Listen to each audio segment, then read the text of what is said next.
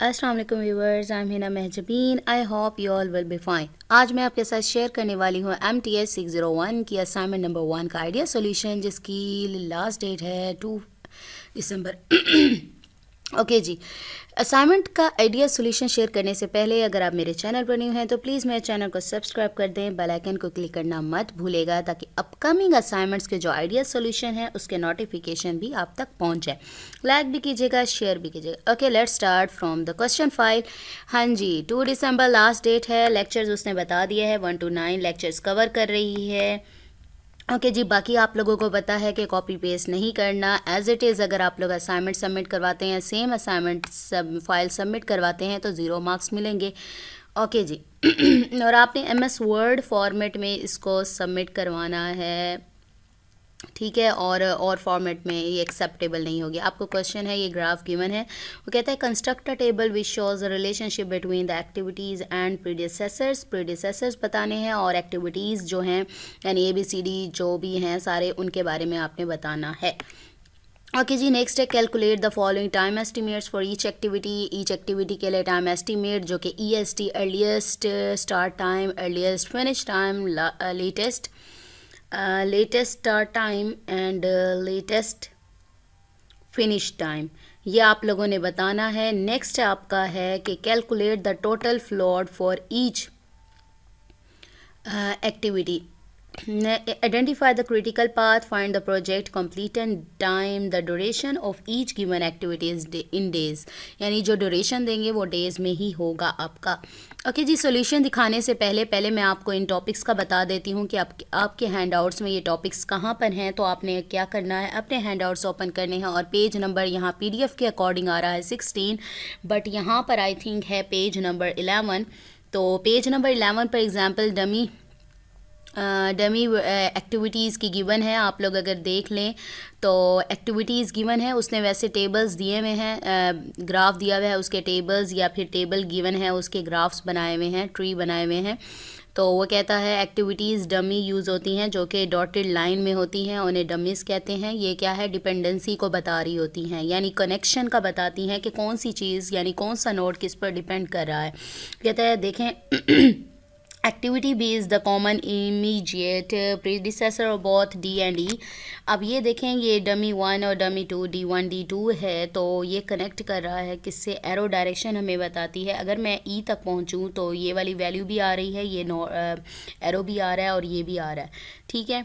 तो वो कहता है of both D and E, यानी B के जो प्रीडिसेसर्स हैं, B कहाँ है हमारा, प्रीडिसेसर्स हैं उसके D एंड E बन रहे हैं, ठीक है, और D एंड E ये वाले बन रहे हैं। ओके जी, नेक्स्ट इसी तरह से let B lead into 2 dummy jobs.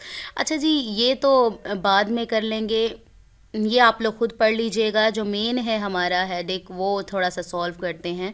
ये इस तरीके से आपको ग्राफ गिवन है, इस तरह से ग्राफ आप लोगों को गिवन है। Just a minute. ओके जी, डमी एरोज़ यानी जो डॉटेड एरोज़ हैं उन्हें डमी एरोज़ भी कहते हैं। वो कहते हैं ये एक्टिविटीज़ होती हैं विद 0 टाइम ड्यूरेशन, यानी इनका टाइम ड्यूरेशन 0 होता है और इन्हें डॉटेड लाइन से शो किया जाता है, जो कि नेटवर्क में, यानी नेटवर्क ही कह लें आप इसको। To clarify activity pattern under following situation, या सिचुएशन में पैटर्न बताना है कि कहाँ से स्टार्ट हो रही है, कहाँ पर एंड हो रही है, ये सारी चीज़ें बताने के लिए होता है। सपोज़ करें हम ये एग्जाम्पल लेते हैं ABCD, जो भी आपके अल्फ़ाबेट्स राइट किए हुए हैं उसे अरेंजमेंट में सीक्वेंस में राइट कर लें और फॉलोड बाय या प्रेसिडेड बाय आपने प्रीडिसेसर्स वगैरह बताने हैं। नेक्स्ट मैं आप लोगों को ये एग्जांपल्स आप लोग देख लीजिएगा। ओके जी, मैं आपको दिखा दूं, मैंने हाईलाइट किया था जो एग्जांपल प्रीडिसेसर्स आ रहे थे।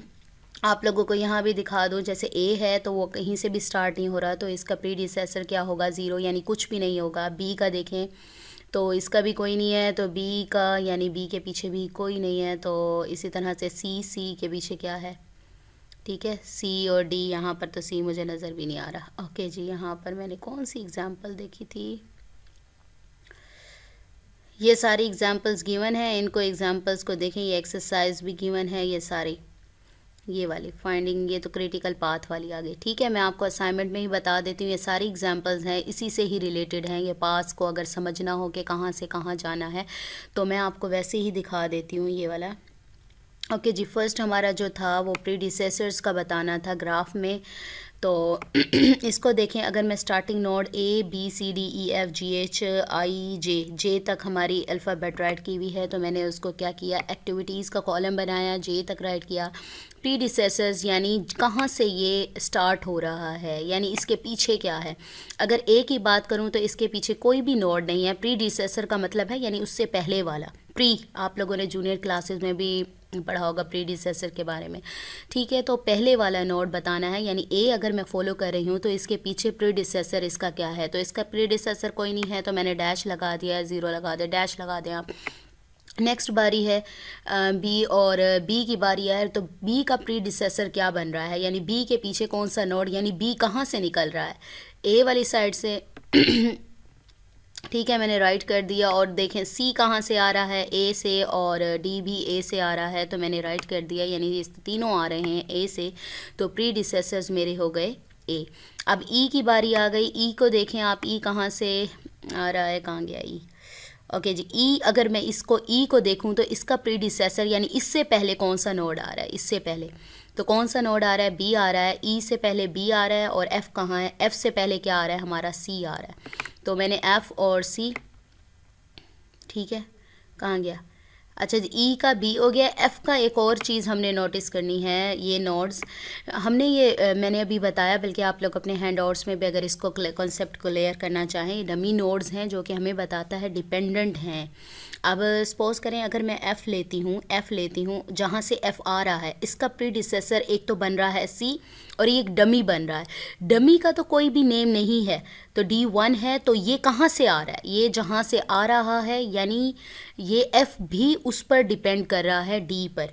यानी एफ़ का प्रीडिसेसर क्या हो गया, सी, और एक ये प्रीडिसेसर था, लेकिन इस प्रीडिसेसर का तो कोई भी टाइम नहीं होता, तो ये जहाँ से आ रहा होता है ना, इसका प्रीडिसेसर जो होगा उस पर ये जो वैल्यू है वो डिपेंड कर रही होगी, यानी एफ़ डिपेंडेंट है सी पर और डी पर, ठीक है। इसलिए मैंने इसके पास राइट कर दिए सी एंड डी। आप लोग अगर एग्जांपल्स जो मैं भी आपको पेज नंबर मैं देख लूँ 11 to 21 अगर हैंड आउट्स का देखते हैं, तो ये सारा आपका जो असाइनमेंट के क्वेश्चंस हैं वो कंप्लीट, ऑलमोस्ट कंप्लीट हो जाते हैं, ठीक है। नेक्स्ट हमारा आ गया एफ बी हो गया। अब जी की बारी आ गई। जी देखें किसका प्रीडिसेसर है, कहाँ से आ रहा है, ये एरो बनाना भूल गए हैं आई थिंक सो। तो जी कहाँ से आ रहा है, डी से, तो मैंने यहाँ पर डी राइट कर दिया है। ठीक है, सॉर थ्रोट है, सॉरी। अच्छा, जी हो गया। एच को देखें, एच यहाँ इसका प्रीडिसेसर क्या है, कहाँ से आ रहा है भाई, बी से आ रहा है, तो मैंने इसको राइट कर दिया बी। एच का हो गया बी। आई को देखें कहाँ से आ रहा है भाई, ओके जी। आई को देखें, प्रीडिसेसर इसके बताने हैं, एरोज कहाँ से आ रहे हैं, एक तो ई आ रहा है, एक एफ आ रहा है, और एक ये देखें, ये फिर अगेन डमी हमारे पास आ गया नोड। तो एरो इसको क्या करना है, ये तो राइट नहीं करेंगे, तो ये किस पर डिपेंड कर रहा था, ये यहाँ पर जी पर, यानी आई डिपेंड कर रहा है जी पर भी, यानी ई एफ एंड जी, ठीक है। इससे कनेक्टेड है ई एफ जी, मैं आपको दिखा दूँ। नेक्स्ट हमारा बचा है जो रिमेनिंग है वो है जे। सो जे देखें किस पर है, ओनली वन ही आ रहा है, यानी जी पर डिपेंड कर रहा है। प्रीडिसेसर इसका हो गया जी, और ये जो टाइम ड्यूरेशन है मैंने ये राइट किया है, यानी ए का राइट किया हुआ 3, बी का 4, सी का 5, डी का 2, ई का 3, और एफ का 6, जी का 4, जे का 2, आई का 3। ये मेरे टाइम ड्यूरेशन जो इनके राइट किए हुए थे वो राइट कर दिए हैं साइड पर। नेक्स्ट उसने कहा था हमें क्वेश्चन में, मैंने बता दिया, construct a table which shows the relationship between the activities and their predecessors बता दिए मैंने। नेक्स्ट जो क्वेश्चन उसने कहा है 2-3 क्वेश्चंस तो हमारे बिल्कुल साथ ही हो जाएंगे, ये दोनों तो साथ ही हो जाने हैं, मैंने एक ही टेबल में ना इनको सॉल्व कर दिया है। अब टेबल बनाने के लिए पहले मैं आप लोगों को डायग्राम समझाऊंगी, ठीक है। डायग्राम समझ आ गई तो बहुत खपना पड़ा है इस डायग्राम के लिए, मैं कोशिश तो मैंने बहुत की है, लेकिन अगर राइट करते हुए थोड़ा सा कोई मिस हो गया हो, मैं मेथड आप लोगों को समझा देती हूँ, ठीक है, फिर आप लोग इसको खुद देख लीजिएगा। ओके जी, फर्स्ट हमारा है कैलकुलेट अर्लीस्ट स्टार्ट टाइम है, और लेटेस्ट है हमारा, लास्ट या लेट या जो भी है, लेटेस्ट है, मैंने आई थिंक लेट लिख दिया है, लेटेस्ट है, ठीक है, लेटेस्ट टाइम है। तो लेटेस्ट टाइम जो है, जहाँ पर भी मैंने लेट लिखा है आप लेटेस्ट कर लीजिएगा, ओके जी, ठीक है। तो पहले मैंने आपको बताना था अर्लीस्ट स्टार्ट टाइम का और अर्लीस्ट फिनिश टाइम का, तो उसका पेज नंबर ये मैंने पहले दूसरा राइट कर दिया है। तो अर्लीस्ट अर्ली या अर्लीस्ट स्टार्ट टाइम या अर्लीस्ट फिनिश टाइम के लिए मैं आप लोगों को हैंड आउट्स दिखा दूँ तो ये हैंड आउट्स आप लोगों के हैं, आप आ जाएं यहाँ पर, ये फाइंडिंग द क्रिटिकल पाथ। अच्छा, क्रिटिकल पाथ बाद में बताती हूँ। ओके जी, अर्लीस्ट पाथ्स ओके जी, क्रिटिकल पाथ ये बाद में करते हैं। ये आ जाएं पेज नंबर 23 और यहाँ पर आपके हैंड आउट्स पर आ रहा है पेज नंबर 18 और ये लेक्चर नंबर आई थिंक है 2। ओके जी, early start and early finish time, earliest कह लें अर्ली कह लें, आप लोगों की मर्ज़ी है। तो यहाँ पर हम लोग थोड़ा सा डेफिनेशन पढ़ लेते हैं। द अर्लीस्ट पॉसिबल टाइम किसी भी प्रोजेक्ट का, when the job can begin, जब वो बिगिन करती है। The early finish time of the job is its early start time plus the time required to perform the job. अच्छा जी, इसको किस तरीके से सॉल्व करना है, ये वाली एग्जांपल भी आप लोगों की गिवन है। मैंने इसी एग्जांपल को फॉलो किया है, ये एग्जांपल आपको गिवन है। चलें, मैं एग्जांपल समझाने से अच्छा है मैं असाइनमेंट का क्वेश्चन ही आप लोगों को समझा देती हूँ। ओके जी, आपके पास देखें डायग्राम थी सिंपली इस तरह से, एक मिनट थोड़ा सा। ओके जी, मैं ग्राफ इस फॉर्म में गिवन था। आपने क्या करना है, पहले तो शॉर्टेस्ट पाथ यानी स्टार्टिंग और एंडिंग मैंने कहा कि मैं बुक में समझाने से अच्छा है ये जो आपका क्वेश्चन है असाइनमेंट में वही समझा दूँ। ओके जी, ये समझाने लगी हूँ अर्लीस्ट स्टार्ट टाइम और अर्लीस्ट फिनिश टाइम। तो आपने क्या करना है, इसका स्टार्टिंग नोड क्या है, यानी कहीं से भी ये स्टार्ट नहीं हो रहा तो आप क्या लेंगे, फर्स्ट उसका नोड यानी स्टार्टिंग जो अर्लीस्ट स्टार्ट है उसका अर्ली स्टार्ट टाइम है वो क्या होगा, 0 होगा। और कोमा में आपने लिखना है अर्ली फिनिश टाइम जो कि इसका ये टाइम गिवन है, यानी ये 3 आगे आपके पास नेक्स्ट जो नोड्स हैं इससे निकल रहे हैं, यानी नेक्स्ट आ रहे हैं नोड्स। उसमें क्या करना है आपने, देखें जो इसका फिनिश टाइम होगा ना, अर्ली फिनिश टाइम होगा, उसको लेंगे आप यहाँ पर अर्ली स्टार्ट टाइम और उसी में प्लस कर देंगे जो ये वाला टाइम गिवन है। क्या करना है, जो इसका फिनिश टाइम यानी अर्ली, अब मैं बार बार नहीं बोलूँगी क्योंकि हम बात ही अर्ली स्टार्ट टाइम और अर्ली फिनिश की कर रहे हैं, तो मैं स्टार्ट टाइम और फिनिश टाइम ही बोलूँगी। ओके जी, इसका जो स्टार्ट टाइम है यानी कोई भी टाइम नहीं गिवन तो वो आपके पास क्या आ रहा है 0 कोमा, और जो जहाँ पर स्टॉप करता है यानी फिनिश टाइम है इसका 3। अब इसी को यूज़ करते हुए आपने सारे नोड्स जो हैं वो कंप्लीट फिलअप करने हैं। अब ये क्या होगा, आप क्या करेंगे, इसका जो फिनिश टाइम है ना वो इसका बन जाएगा स्टार्ट टाइम, और इधर ही इसी से निकल रहा है प्रीडिसेसर है ना, ये इस दोनों के प्रीडिसेसर कौन है, ए है ना। तो क्या करेंगे, इसी का दोबारा से फिनिश टाइम इसके लिए भी क्या बन जाएगा, इसका स्टार्ट टाइम। अब ये जो दूसरी वैल्यू है ये किस में आ रही है, जो इसका फिनिश टाइम है 3 में प्लस कर दें आप जो इसका टाइम है, 3 और 4 क्या हो गया 7, ये 3 प्लस ये जो 2 राइट किया हुआ है ये क्या हो गया 5। अब इससे देखें आप, इसके बाद इसकी बारी आई यानी ये प्रीडिसेसर्स हैं, तो क्या करेंगे 3 यानी इसका फिनिश टाइम हो गया इसका स्टार्ट टाइम, इसी स्टार्ट टाइम में आप प्लस कर दें जो इसका अपना टाइम है, 3 + 5 क्या हो गया 8 आ गया। नेक्स्ट बारी किसकी है, यानी इस नोड से 2 नोड्स निकल रहे हैं हमारे, एक ये नोड निकल रहा है एक ये नोड निकल रहा है, ठीक है। चलें इसे फिलअप करते हैं। अब इसका जो फिनिश टाइम है तो नेक्स्ट जो नोड्स हैं उनका क्या बन जाएगा स्टार्ट टाइम। मैंने स्टार्ट टाइम देखें 7 राइट कर दिया, 7 राइट कर दिया। अब जो इनका फिनिश टाइम क्या होगा, ये जो 7 राइट किया हुआ है इसी 7 में ये जो 8 है उसको प्लस करें क्या हो जाएगा 15, और यही 7 था, 7 में क्या 3 प्लस करें क्या हो जाएगा 10 हो जाएगा। अब ये नोड्स कंप्लीट हो गए मेरे। अब मैं इसको फॉलो करती हूँ, ये मैंने कर लिया। सी के बाद कौन सा प्रीडिसेसर्स आ रहे हैं, तो सी के बाद एफ आ रहा है। अब इसका जो एंड नोड है यानी फिनिश टाइम है वो इसका स्टार्टिंग बन जाएगा। इसी स्टार्टिंग टाइम में आप प्लस कर दें जो इसका अपना एक्चुअल टाइम है, 8 + 6 क्या हो गया 14। फिर नेक्स्ट आ रहा है यानी एरो डायरेक्शन, देखें आपको एरो डायरेक्शन देख कर ही पता चल रहा है मैंने जाना कहाँ है। ओके जी, फिर इसका जो लास्ट टाइम यानी फिनिश टाइम है बन जाएगा इसका स्टार्ट टाइम। इसी स्टार्ट टाइम में आप प्लस कर दें इसके अपने टाइम को जो कि है 3, 14 + 3 क्या हो गया 17। अब इसी तरह से इसको भी ऐसे कर दें, इसका फिनिश टाइम इसका बन जाएगा स्टार्ट टाइम। इस स्टार्ट टाइम में जो 4 राइट किया हुआ है 4 + 5 क्या हो गया 9, और इसका फिनिश टाइम अगेन बन जाएगा इसका स्टार्ट टाइम, और इसी स्टार्ट टाइम में आप प्लस कर दें इस 2 को तो हमारे पास हो जाएगा 11। और वैसे 0 नोड्स का उसने कहा था टाइम कोई नहीं होता, आप यहाँ पर ये राइट करें या ना करें, मैंने ज़रा कंप्लीट करना था तो इसलिए राइट किया। ये डमी नोड्स का राइट करें आप टाइम या ना करें, इससे कोई फ़र्क नहीं पड़ता, ठीक है। ये कंप्लीट हो गया हमारा। चलें जी, अब मैं इसको फिलअप करना बताती हूँ। सेम आपने एक टेबल बनाना है एक्टिविटीज़ का। EST उसने कहा है, EFT कहा है यानी earliest start time, earliest finish time, और क्या फाइंड करने के, latest start time, latest finish time कहा है। लास्ट में उसने कहा था टोटल फ्लोटिंग फाइंड करना है, कहाँ गया टोटल फ्लोट फाइंड करना है, वो मैंने इसी में ही कॉलम बना दिया क्योंकि इसी में से ही करना है, फॉर्मूला यूज़ होगा।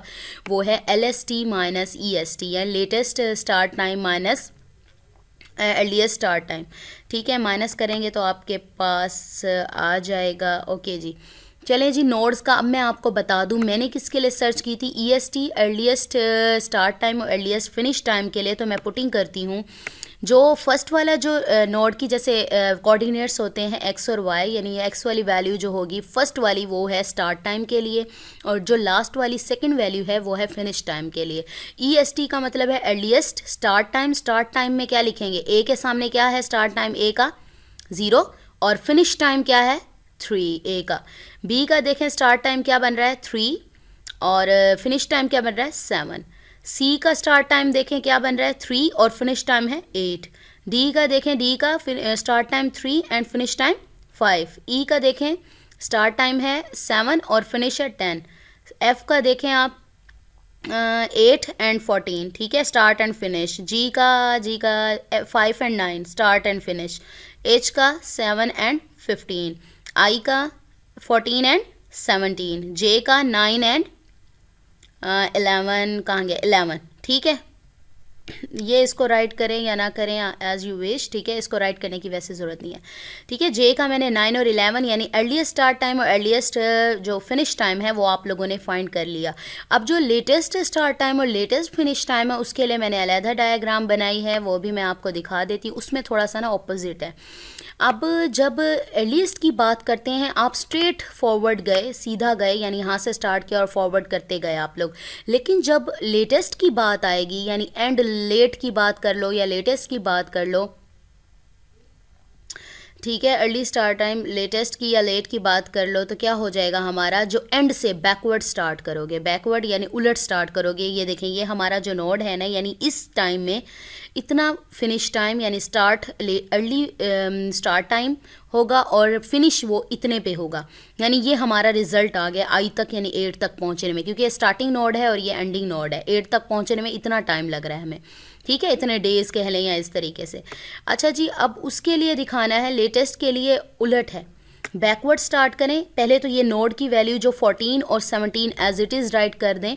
अब इसमें क्या करना है जो पहले तो करते थे ना, एंडिंग को लेते थे। इसमें हमने क्या किया था, देखें, एंड जहाँ पर फिनिश टाइम होता था उसको फिनिश टाइम को नोड में फर्स्ट पे लिख लेते थे और उसी में उसका एक्चुअल टाइम प्लस कर देते थे, ऐसा करते थे। अब यहाँ पर थोड़ा सा ऑपोजिट है। इसमें क्या करेंगे आप लोग, एंडिंग टाइम जो हमारा कंप्लीट हुआ है जहाँ पर, उससे जो भी प्रीडिसेसर्स कह लें, इसके प्रीडिसेसर्स एक तो ये बन जाएगा क्योंकि यहाँ से आ रहा है, ये बन रहा है, ये बन रहा है, ठीक है, ये सारे बन रहे हैं, तो ये भी बन रहा है और ये भी, यानी जो इस पर आ रहे हैं ये 3 तो बन रहे हैं लेकिन इस पर ये भी लागू हो रहा है, एग्जिस्टेंस करता है। ठीक है, तो मैंने क्या राइट किया, इसका जो फर्स्ट है स्टार्ट टाइम है, जो इसका स्टार्ट टाइम है वो इस सब नोड्स का जो भी इसके प्रीडिसेसर्स हैं उलट बैकवर्ड देखें तो वो क्या बन जाएगा, उसके फिनिश टाइम। देखें, यहाँ पर फिनिश टाइम में 14 राइट किया है, यहाँ 14 राइट किया है, यहाँ 14 किया है, और यहाँ इसको छोड़ दें, यहाँ 14 राइट किया है। अब 14 राइट कर लिया। अब ये वैल्यूज़ कैसे आई हैं, ये वाली, तो आपने क्या करना है, जो 14 आप राइट कर रहे हैं यहाँ पर देखें, 14 राइट किया है आपने, इसी 14 में से जो वैल्यू इसके ऊपर एक्चुअल वैल्यू है उसको माइनस कर दें। पहले क्या कर रहे थे, प्लस कर रहे थे, अब क्या करें, 14 में से ये जो 6 है इसको माइनस करें, क्या बचेगा 8। इस 14 में से यहाँ ई की वैल्यू क्या है 3, 14 में से 3 माइनस करें, क्या बचेगा 11। इसी तरह से आप यहाँ पर भी ऐसे करें, 14 में से जो एक्चुअल 2 वैल्यू है उसको माइनस करें, क्या बचेगा 12। इधर आप करें ना करें, जबकि उधर क्या किया था हमने, टाइम लेकर, यानी इसका लास्ट टाइम फिनिश टाइम को स्टार्ट टाइम लिया था और इसी टाइम में आपने इसकी एक्चुअल वैल्यू को प्लस किया था। और यहाँ पर आप लोग बैकवर्ड जा रहे हैं, तो बैकवर्ड में क्या कर रहे हैं, ये इसका स्टार्टिंग टाइम है उसको सबका जो भी इसके प्रीडिसेसर्स हैं और बैकवर्ड चले तो उसमें राइट कर रहे हैं एज ए फिनिश टाइम, और उसी फिनिश टाइम में से माइनस कर रहे हैं उसके एक्चुअल टाइम को, तो आपके पास वैल्यूज़ आ गई। ये भी हो गया, ये हो गया। अब इस नोड से देखूं तो कौन सा प्रीडिसेसर बन रहा है, ये वाला। तो मैं क्या करूँगी, 14 जो है इसका जो 14 है तो वो क्या बन जाएगा, इसका फिनिश टाइम बनेगा, ठीक है। 6 सॉरी, अच्छा जी 12 हम क्या कर रहे थे, ठीक है 14 को बना दिया हमने ये लास्ट टाइम, ठीक है, इसका यानी फिनिश कर दिया। इसी तरह से आपने क्या करना है, अब इसके 8 को बना दें इसका फिनिश टाइम, ठीक है, स्टार्टिंग है फिनिश टाइम बना दें, तो इसी 8 में से माइनस कर दें ये जो 5 राइट किया हुआ है। इसी तरह से इसका जो स्टार्टिंग टाइम है, इसको आई थिंक मैंने थोड़ा सा गड़बड़ कर दिया, अच्छा दे बताती हूँ, ठीक है। तो इसको क्या किया हमने, इसका जो स्टार्टिंग है इसको इसका एंडिंग यानी फिनिश टाइम बना दिया है। तो इसका स्टार्ट है तो इसका बन जाएगा फिनिश टाइम, या मैंने दूसरे से किया है। चलें, अब ये 8 है, 8 में से माइनस करें 5 तो क्या हो जाएगा, 3 हो जाएगा। अब मेरे पास इसका जो स्टार्ट टाइम है क्या बन जाएगा, इसका फिनिश टाइम, इसी फिनिश टाइम में से माइनस कर दें 3 तो क्या बचेगा, 0। अब इसके प्रीडिसेसर यहाँ से अगर मैं शो करवाऊँ तो ये क्या बनता है, 14 आ रहा है मेरे पास, तो इस 14 यहाँ पर राइट कर लिया था। तो क्या करेंगे, इसका जो स्टार्टिंग पॉइंट है यानी स्टार्टिंग टाइम है वो इसका बन जाएगा फिनिशिंग टाइम, इसी फिनिशिंग टाइम में से माइनस कर दें जो राइट किया हुआ है 4 को माइनस करें 8 बचता है, फिर ऊपर जाएं तो इसका जो स्टार्टिंग है वो बन जाएगा एंडिंग टाइम में से माइनस कर दें इस 2 को तो बच जाएगा 6। तो इसमें भी यही काम करना था। ओके जी, इसका जो बन रहा था, अच्छा मैंने इसको ना यहाँ से लिया था, तो इस पर जो आ रहा था यहाँ पर अगर मैं देखूँ ये एच का भी बन रहा है और 7 का भी बन रहा है। तो कौन सा बड़े नोड्स हैं मेरे पास, 8-14 बड़ा है या फिर 6-14, तो मेरे पास 11-14 ग्रेटर है या फिर 6-14, तो मेरे पास 11 ये लॉन्गर पाथ हुआ, लॉन्गेस्ट हुआ, तो मैं इसको फॉलो करूँगी। तो इसको क्या करेंगे, इसका जो मेरे पास एंडिंग पाथ है वो क्या बन जाएगा, स्टार्टिंग जो टाइम है वो क्या बन जाएगा, इसका एंडिंग, ठीक है, एंडिंग बनाएं और इस 11 में 11 है 11 ओहो 11 में से माइनस कर दें, बी की वैल्यू क्या राइट की हुई है, बी नज़र नहीं आ रहा, 4 है, 11 में से 4 माइनस करें क्या बचेगा, 11 में से 4 माइनस कर दें, बताएं क्या बचेगा, 7, ठीक है। तो ये आ गया मेरे पास, ठीक है। अब इसको लूँ या इसको लूँ तो ये वाली चीज़ बन रही है, ये ज़रा थोड़ा सा मैं इसको देख लेती हूँ, अभी मैं आपको बताती हूँ, 1 मिनट। ओके जी 7-11 हो गया, ठीक। तो हमें पता है कि हमने जो स्टार्टिंग है यहाँ पर एंडिंग लेना है और इसी एंडिंग टाइम से क्या करना है, फिनिश टाइम से आपने माइनस कर लेना है इसकी वैल्यू को, तो 11 - 4 होता है 7। बाकी हम लोग कंप्लीट कर चुके हैं। अब आपने क्या करना है, ये मैंने आपको लेटेस्ट स्टार्ट टाइम और लेटेस्ट फिनिश टाइम के लिए राइट करवाया है, तो यहाँ पर वैल्यूज़ पुट कर लेते हैं। तो ए की वैल्यूज़ क्या लेटेस्ट और फाइनल क्या बन रही हैं, लेटेस्ट स्टार्ट एंड फाइनल की बन रही हैं 0-3, बी की बन रही हैं 7-11, मैंने यहाँ पर भी ठीक कर लिया 0-3 7-11 आपके पास आ गया। सी की वैल्यू बताएं, सी की बन रही है 3 and 8 और डी की 6 and 8, सी की 3 and 8, ठीक है, और 6 and 8। ई और एफ़ की देख लेते हैं, दो करके देखते हैं ताकि ऊपर नीचे ना करना पड़े, ई और एफ़। ओके जी, ई की बन रही है 11-14 और इसकी बन रही है एफ़ की 8-14, 11-14 8-14, 11-14 8-14। ये इसी तरह से आप लोगों ने वैल्यूज़ राइट करनी है। एफ़ के बाद जी आता है 8-12, जी के बाद एच और 6-14, 8-12 6-14, अच्छा जी 8-12 6-14, इसी तरह से 14-17 आई जे 14-17 आ गया और जे की आ गई 12-14, ठीक है। ये हमारे पास आ गई हैं वैल्यूज़, ये आ गई हैं। और टोटल फ्लॉट जो उसने फाइंड करने के लिए कहा था उसका फार्मूला मैं आप लोगों को दिखा देती हूँ हैंड आउट्स में, और प्रीडिसेसर्स वगैरह का भी मैंने बता दिया, अर्ली और स्टार्ट वाले का भी बता दिया, let start and let finish time, latest कह लो, लेट लिखा हुआ था इसलिए मैंने लेट राइट किया, ठीक है। और ये आ गया यहाँ पर मैंने देखा था यहाँ पर फ्लोट की स्टैक और फ्लोट, ये है पेज नंबर 25। अगर मैं नीचे देखूँ तो इसका पेज नंबर बनता है 20। तो यहाँ पर गिवन है the difference between the let start time यानी LST and the early start time EST of the same job is called as slack I think slack है जो भी है, और float it is also termed as total slack और total float. ठीक है, इसका जो है फार्मूला ये मैंने लिख दिया है, यानी लेट LST माइनस EST. तो माइनस करते हैं, LST क्या है मेरे पास, ये रहा. ठीक है, LST ये रहा, और उसमें से EST 0 माइनस 0 0 हो गया, 7 माइनस 3 4 हो गया, 3 माइनस 3 0 हो गया, 6 माइनस 3 3 हो गया, 11 माइनस 7 4 हो गया, 8 माइनस 8 0, 8 माइनस 5 3, 6 माइनस 7 ये माइनस 1 आ रहा था, थोड़ी सी मैं इसका कन्फ्यूजन है थोड़ी सी, तो इसको क्या करना है, थोड़ा सा वेरीफाई कर लीजिएगा कि माइनस में आ रही है या फिर नोड पर थोड़ा सा हो सकता है मे बी आगे पीछे हो गया. Okay, 14 minus 14 is equal to 0, 12 minus 9 is equal to 3. ये हमारा कंप्लीट हो गया. नेक्स्ट आपने फाइंड करना है क्रिटिकल पाथ. अब क्रिटिकल पाथ का मतलब ये है कि आप स्टार्टिंग नोड से लेकर आपके कितने पाथ्स बन सकते हैं, किस किस डायरेक्शन में आप लोग जा सकते हैं. अगर मैं इधर से स्टार्ट करती हूँ 1, ठीक है, A से स्टार्ट करूँ, B H, यानी ये स्टार्टिंग नोड है और ये एंडिंग. 1 से 8 तक पहुँचना है. कितने नोड, 1 2 3 एंड 8 तक, या फिर कह लूँ A B एंड H. मैंने यहाँ राइट कर लिया है. एक पाथ तो मेरा ये बन रहा है A B H जो कि 1 3 8 है. ठीक है, दूसरा पाथ मेरा बन रहा है A, यानी A से चलूँ B, और एक और लाइन आ रही है देखें E एंड 8, यहाँ तक पहुँच रही हूँ. एरो डायरेक्शन मुझे बता रहे हैं, तो क्या है A B E एंड 8. ठीक है, A B E and I. अब ये पाथ हो गया पॉसिबल. नेक्स्ट फिर करते हैं A से स्टार्ट करके, फिर ये पाथ बन रहा है A C F and I, A C F I. ठीक है, A C F I ये पाथ बन रहा है. और उसके बाद अब यहाँ चलते हैं A से D, A D G J, 8 तक पहुँचने में A D G J. अब आपने क्या करना है, जो A B H और ये जो राइट किए हैं, आप इसके लिए कॉलम बनाए ना बनाए आप लोगों की मर्ज़ी है, लेकिन मैंने आपको एक्सप्लेन करना था. तो आपने क्या करना है, A और B के जो नोड्स हैं H, उनके अंदर वैल्यूज़ राइट की हुई हैं. तो A की वैल्यू क्या आ रही है 3, ठीक है, B की 4 है, तो 3 की जो वैल्यू है, C की ये वैल्यूज़ राइट करें. A की 3 थी, ठीक है, 1 नोड है, यानी आप कहेंगे तो A जहाँ पर राइट किया हुआ है तो उसकी क्या है 1. ठीक है, A 1 पर आ रहा है नोड, और 3 नोड.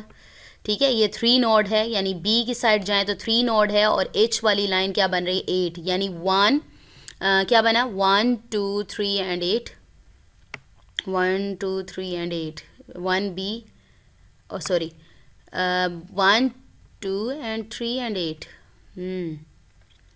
ओके जी, 1 2 यहाँ तक. ठीक है, आपके नोट्स क्या बन रहे हैं 1 2 3 एंड 8 बन रहा है. तो मैं इसको थोड़ा सा ठीक कर देते हूँ, 1 2 3 एंड 8. ठीक है, 2 डैश. ओके जी, 1 2 3 एंड, तो क्या बनता है A B H. लेकिन हम मेरे पास जो नोड्स आ रहे हैं वो क्या आ रहे हैं, ये आ रहा है मेरे पास 1 2 3, और ये इसकी वैल्यूज़ क्या आ रही हैं मेरे पास 3 + 4 + 8, क्या आ रहा है 3 4. ठीक है, ये प्लस करेंगे, प्लस करें, और 8 आ रहा है मेरे पास 3 4 एंड 8. ठीक है, इनको प्लस करें 15 आ जाता है. इसी तरह से A B E I ये नंबर्स राइट करें ना करें आपकी मर्ज़ी है. यहाँ पर थोड़ा सा मैं देखती हूँ, चलें इसको बाद में देखती हूँ. तो ये देखें A B E and I है, तो A B E and I आप देखें वैल्यूज़ क्या हैं. A की वैल्यू क्या है आप लोग वो राइट करें 3, B की वैल्यू क्या है 4, E की है 3, और इसकी 7 की, और I की है क्या 3. तो मैंने यहाँ पर वैल्यूज़ राइट करके उसको सम अप किया है, यानी ये डेज़ फाइंड कर रहे हैं कि कितने डेज़ लगते हैं. तो हाईएस्ट हमारे डेज़ कितने लगते हैं, यानी 17. तो वो कहता है यहाँ पर राइट किया हुआ था आपके हैंडआउट्स में, जो मैंने पेज नंबर बताए हैं, वो कहता है जो मिनिमम टाइम है किसी भी प्रोजेक्ट को कंप्लीट होने में, वो इसका क्रिटिकल पाथ होता है, यानी ज़्यादा से ज़्यादा टाइम होता है, डेज़ होते हैं जो किसी भी प्रोजेक्ट को कंप्लीट होने में लगेंगे. तो the longest path is ACFI. ठीक है, ACFI जो कि 17 डेज़ ड्यूरेशन है. Hence critical path is this and which is 17 days. तो हमारा जो प्रोजेक्ट कंप्लीशन टाइम है वो कितना टाइम लगेगा, इस ग्रेटेस्ट नंबर या लॉन्गेस्ट पाथ जो है वो 17 डेज़ लगेगा. ठीक है, ये हमारी कंप्लीट हो गई असाइनमेंट. यहाँ पर मैं इसको फिर भी देख लूँगी. ओके जी, ABH किया था हमने, ABH. मैं शायद नंबर राइट करना भूल गई. ए बी एच नंबर तो राइट किया हुआ था, ए बी एंड एच ही राइट किया हुआ है, ठीक है, ए बी एंड एच है, लेकिन अगर नोड्स के नेम राइट करूँ तो 1 2, ठीक है, 1 2 3 एंड 8 बनते हैं, ठीक है। तो इनको सम अप करें, आप वैल्यूज़ निकालें, आंसर निकालें। आई होप आप लोगों की हेल्प हो जाएगी। मैंने अपना आइडिया सॉल्यूशन प्रोवाइड किया, फिर भी वेरीफाई कर लीजिएगा। मैंने मेथड बता दिया है, नोट्स का थोड़ा सा हो सकता है, अदरवाइज़ बाकी मेथड बिल्कुल करेक्ट है। और मैंने आपको रेफरेंस बुक में भी दिखा दिया है कि किस तरह से ये किया हुआ है, ठीक है। तो आप क्या है, अगर आप चाहते हैं कि मैं और भी असाइनमेंट्स का आइडिया सॉल्यूशन प्रोवाइड करूं तो आप लोग मुझे ईमेल कर सकते हैं, जो कि मैं देती हूं अपनी वीडियोस के डिस्क्रिप्शन बॉक्स में। आप डिस्क्रिप्शन बॉक्स से ले सकते हैं, लेकिन याद रखिएगा 1 week before the last date of any assignment आप लोगों ने ईमेल करनी है, या फिर आप लोग वीडियो पर कमेंट कर सकते हैं। मुझे अपनी दुआ में याद रखिएगा, अपना ख्याल रखिएगा। टेक केयर, अल्लाह हाफिज़।